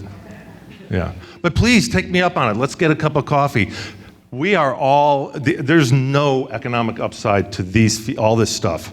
It's just a chance to do something before I'm personally done with my career here. This is my last big thing. And I'd love to do it, but I'd love us all to find a way to put down the swords and see if we can collaborate on a vision. Well, we do have one right next door. It's 3,500 acres. Add on to it, of course. But guys, let me just say this too. Why did you give it to them? Instead of selling all the timber. Oh, How about the next question, John? Because I'd How be about the fired. next question? Thank you. Thank you. Hi, Amy Amrine. You did not introduce yourself at the beginning of the I'm talk, sorry. and my husband and I are relatively new, so could you please introduce yourself and your position with your company? Yeah, I try to keep it on the down low. Yeah. So, no, my name's John Rose, and I moved to Kitsap County in 1995. I started working for a timber company that had been here for 160 years called Pope Resources. Mm-hmm. And so for 160 years, I've done meetings like this and projects. And I'm really beat up. So I was a civil engineer, and now I work on community planning projects. And so we're the owners of that 400 acres. Thank you. And thanks for Thank the you, appreciate yeah. that. Okay, I have two questions. You mentioned the traffic study in your presentation, and it sounded like that was just for the housing, additional housing. Was that also for the Y and the other facilities Yes. that would bring in people Yes, and cars? and all that? our traffic engineers looked at the traffic impacts from everybody. So the Y for the sports fields, for the residential. Okay, all right. And so all of that, and all of that's online, ma'am. You can Okay. you can get and that that is all. required by the county to have that done. Well, at some point, the county will need that, yes. Yes, okay. We're from Oregon, and so land use laws are a little bit different down there, Yeah. and so we're trying to catch up here in Washington. Also, then the next question is, who operates the wastewater facility is responsible for the operations of that? Is that the homeowners association? Is that the county? And how would that interact with the public facilities versus the homeowners facilities? Great. It seems like it's going to have to be a large facility to accommodate all the commercial aspects of this, depending on how you build it out. Yeah. And it would seem unfair that the homeowners association would have to run it. Who would run it? How Sure. would that operate? So the question is, all right, 100,000 gallons a day, who runs this thing? It could be a mixture. It could be that the residential portion of it has their own drain field and they take care of it. They would have to hire a professional that knows how to take care of, drain field systems. And they could do individual ones on each of their lots, or they could do community ones where they have just several larger ones. The YMCA is by far the biggest user. And they could also do a traditional septic system, but we have a couple ideas on advanced treatment for them. And that would be better off, they could own it, but they would have to hire a professional manager for it. And there is some ability or possibility that a government would take over the management of one of those bigger systems. We have a membrane bioreactor. It's a kind of wastewater plant in Port Gamble. That plant is about 100,000, just like this, and the Kitsap Public Utility District manages that. And it produces water that is at or near drinking water levels. And then we put that back in the ground and it recharges the aquifer. Can I ask one more then? Can you also address the water issue? You said there's plenty of water on site. Where does that come from? Again, in Oregon, you'd have to run, the city would have to, or the county would have to run a water line out to this development. Right. How does that work? So about 10 years ago, the Kitsap PUD actually extended miles of water line through North Kitsap, even into this property. So it's actually a long bound road and Stottlemyre. There's a 12-inch water main there today. Thank you. You bet. Hi, Beth Berglund, and I have a couple of questions and comments that I'm going to try to say quickly so that the people behind me have a chance. First of all, I wanted to comment about the gentleman's point about why wouldn't we do this. So I have a practice where when I am not understanding where someone else is coming from, I try to walk in their shoes. And so I would recommend to anybody who just doesn't understand why anybody would be resistant to this is imagine yourself in your house and your property, and you have acres, 400 acres of tree adjacent to your property, and you just love it. And then someone says, why don't we put in a sports complex with lights and parking lots and all kinds of people coming there every day? And suddenly you're like, I think I prefer the woods. So I live in the community adjacent to this area, so just try to walk in someone else's shoes and imagine this is not 5 miles away from you, but it's actually right next to your property. So just a thought. I also wanted to comment that when the survey for the 400 people who answered the why questions, what was the cost assumption per month that was communicated to them was based on their interest? Did you say it was $70 per family household per month? What was the cost that was communicated when they said that they would be interested? So did they in the interview say, if it costs this much, how would you respond? Did that happen? I don't think that happened in that. Okay. Yes. And then I just wanted to comment that after the county approves this, then in order to make this financially possible, it's going to come to the community to say, how much property tax would you like to pay for this? And we'll vote to either approve it or not approve it, because that's what's going to make the operation sustainable. You can fundraise for all the capital costs to start this up, but the maintenance and operations of all these fields and the staffing and everything that's outside of the YMCA is going to be on us to pay for every single year. So just keep that in mind. This is not free to any of us. There's going to be memberships costs at the Y, and there's going to be property tax assessments for your property taxes. And fields, maintaining this many fields of this high quality is not going to be cheap. And then I last wanted to comment that I read the compliance with the Kitsap County Land Use Regulations and State Growth Management Act document that you put together. I appreciate it. But I think while you answered some of the how questions and how they line up with Kitsap County, you didn't really deal with the why we have the Growth Management Act as a country in the first place, and why this is not in alignment with the why of the GMA. And I just pulled a statement about the purpose of the GMA from the Washington website. The purpose of this state mandate is to address concerns over unplanned and uncoordinated growth that led to sprawl or suburban type development, loss of farmland and natural resource degradation, and uncoordinated capital facilities development. You are proposing to put in commercial facilities, intense recreational facilities, and a YMCA outside of every single UGA and Lammerd in the area, and it is definitively going to create a dynamic that is contrary to the Growth Management Act point, which is put that infrastructure inside the cities, and so that people can take transit to everything else. You commented about Kitsap Transit saying that no one lives there, that's why we don't serve it. I live in a community of 385 homes right there. People live there, and it's not served by Kitsap Transit. So it's a little more than that. So that's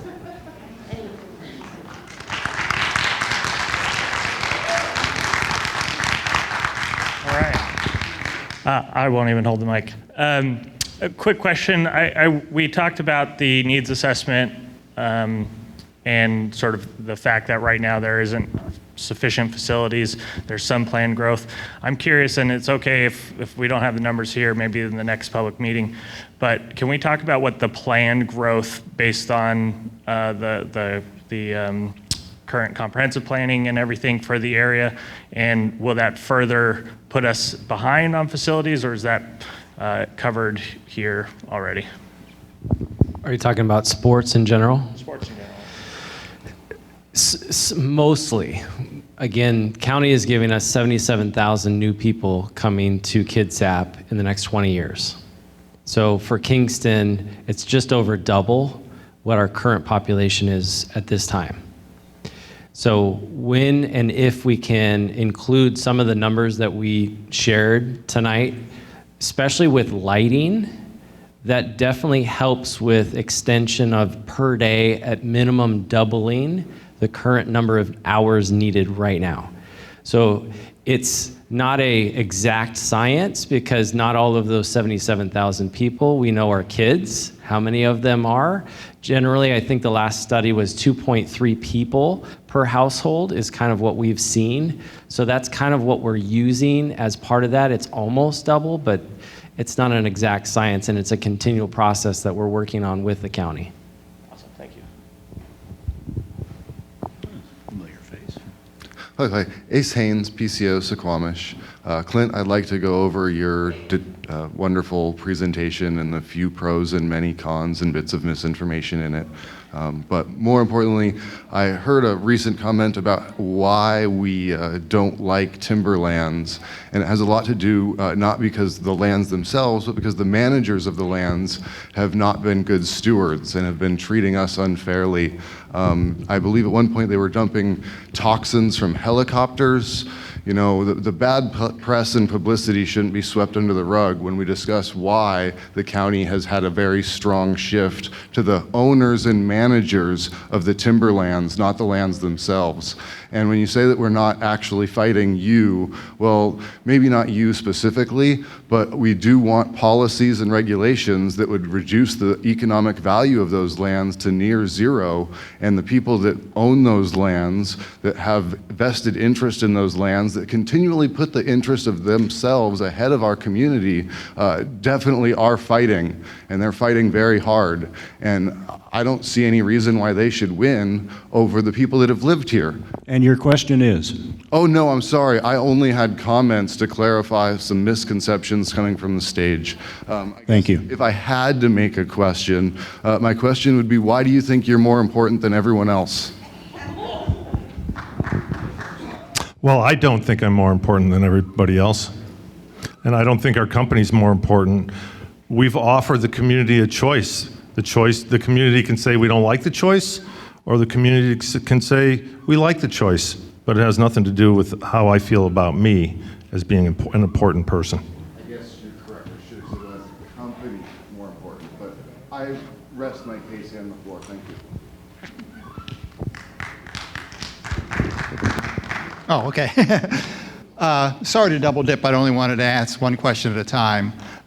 John, there was something that you said in the beginning of your presentation that kind of stuck in my head. You mentioned that the 1 to 20 would be better for wildlife, but the cluster development and the alternative plans you presented for us to think of the value to people.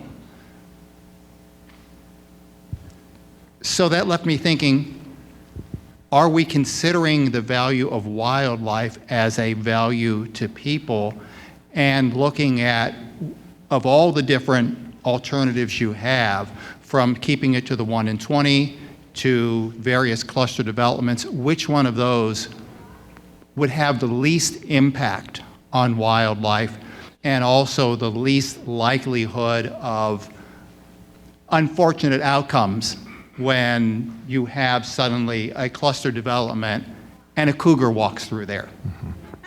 So just what I'm wondering is, when you put all those studies, will there be a analysis of which has the least impact on wildlife and wildlife corridors? I think there could be, yeah.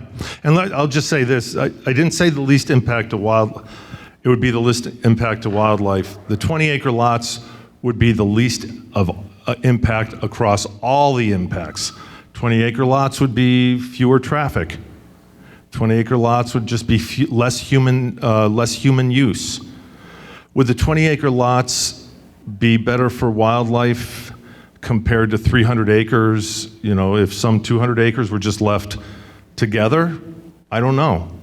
You know, there's some chance that the idea of the clustering could compete with the 20-acre lots in terms of wildlife benefit. Yeah. I don't know. I don't know what it is. Yeah, and Yeah. I can't just say I'm not in favor of the change, but if it came out that one of those would actually be better for wildlife, I might go from being 98% opposed to you to 95%. Well, it's an aspirational goal for us. Yes, next. Hi, my name is Beth, and someone already addressed this a little, but once again, when I looked at the report today, the thing that really jumped out at me was the 75,000 gallons a day of septic waste. And this is a critical aquifer recharge area, and I know you really poo-pooed how important that is. You kind of minimized that that's important, but do we really want on-site treatment of 75,000 gallons a day into an area that affects our drinking water? That just seems like a really bad idea to me. So if it sounded like I minimized the aquifer recharge, I apologize. What I did want to show is that that condition on our property is shared all over North Kitsap, and that we're not that special. However, having a YMCA and all the water use is very special. And so the question is, is there a way to manage that wastewater so that it doesn't hurt the groundwater? And so what we put up was, here's various ideas on how to treat it. A typical septic system treats waste at a certain level. And then there was another system, which is a pre-treatment, and it's a vast improvement over regular septic systems. And then there is one called the membrane bioreactor, which produces basically drinking water. And so I think there is an opportunity for really delivering back into the ground highly treated water and very clean water. Because we have no room for error with our drinking Sure. water. And what is the cost of a system like that? And then who bears that cost? That's really important. Sure. And then I do have one more question. Is Radiant a private equity company No. owned by, what's the ownership of Radiant? Because we don't have a lot of great experience with Pope, OPG, and now Radiant in regards to Ouch. herbicide spraying Yep. and the previous cleanup of Port Gamble, which Pope went bankrupt to walk away from. Well, there's many things packed there. So who owns? Okay, so we're going to start with the cleanup, okay, because that's near and dear to my heart. Pope and Talbot went bankrupt. They went bankrupt in 2007. Pope Resources is a separate company. And they hung around, and I was there. We spent about $40 million doing the cleanup because The other company went bankrupt. The state picked up a big tab No, of they- that. no, Yes, they- there's newspaper articles about that, John. Yeah. The state picked up a lot of that I would love Yeah. for you and I to sit down and share what we spent versus what they spent. They spent a couple $1 million on the cleanup, and our group spent about 38 to 40 million on the cleanup. So relative size is quite different, and we were happy to do it. So the herbicide. Understand, herbicide, nobody, who wants to use chemicals if they don't want to? Nobody in any business wants to do that.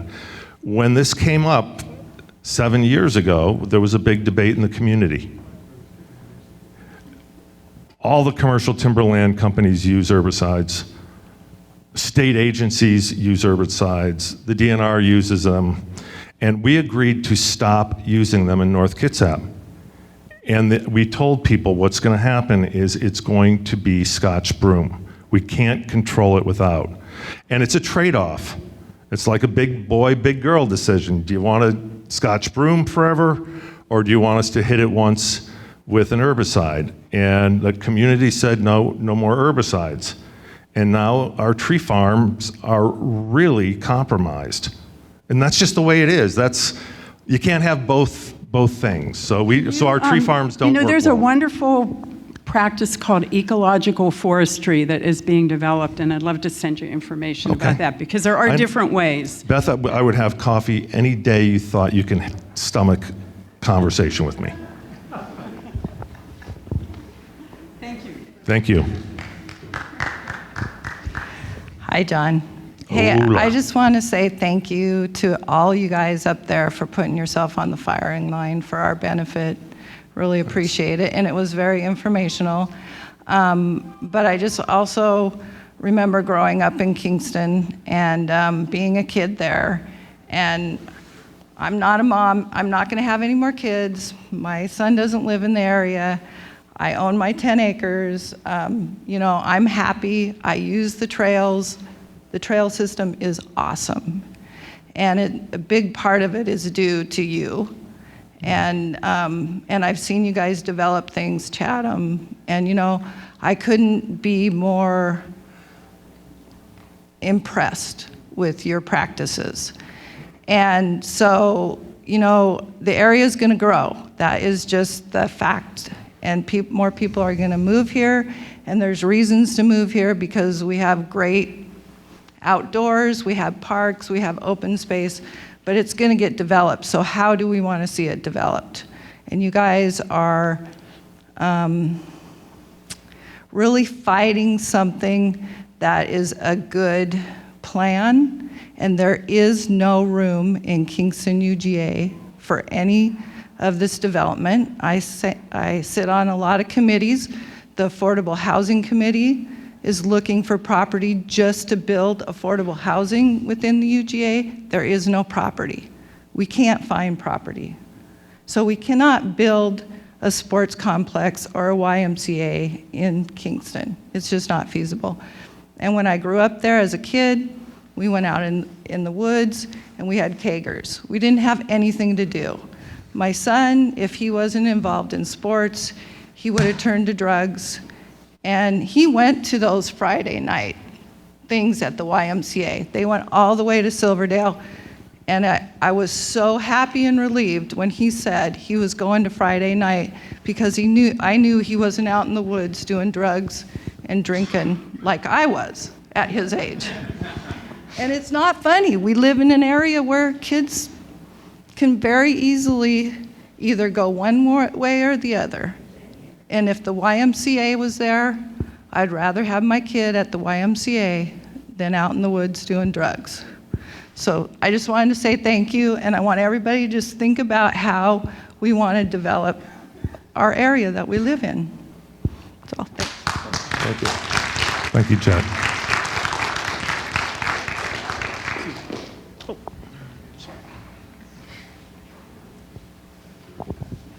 Hi, my name is Kane Fenner. I wanted to thank you for putting this together as well.